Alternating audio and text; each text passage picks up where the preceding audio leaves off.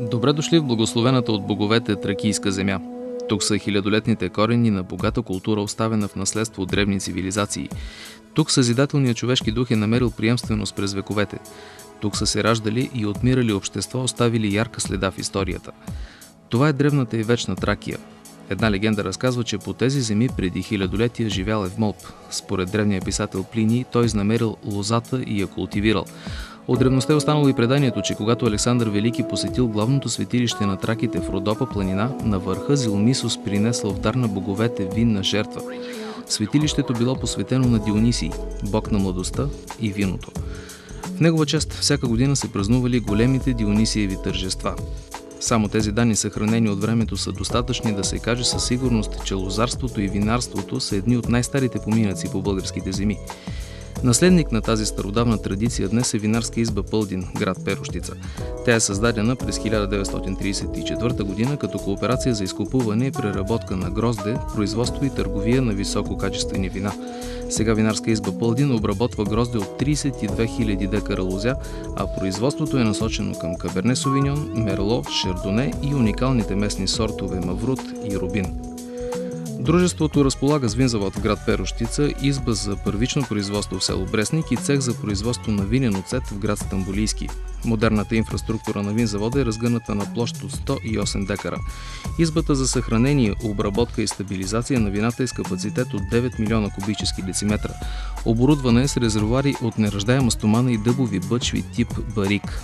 Заворът в град Перущица разполага и със съвременна инсталация, която позволява вината да бъдат стабилизирани с студ.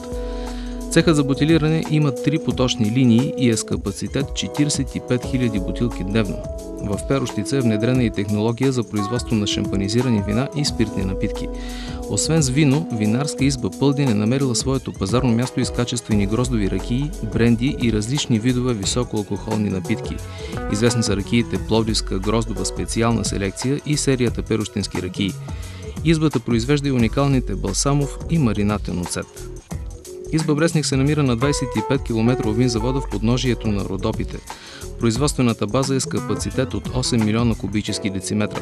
Работният процес е на високо технологично равнище благодарение на програмата САПАРТ.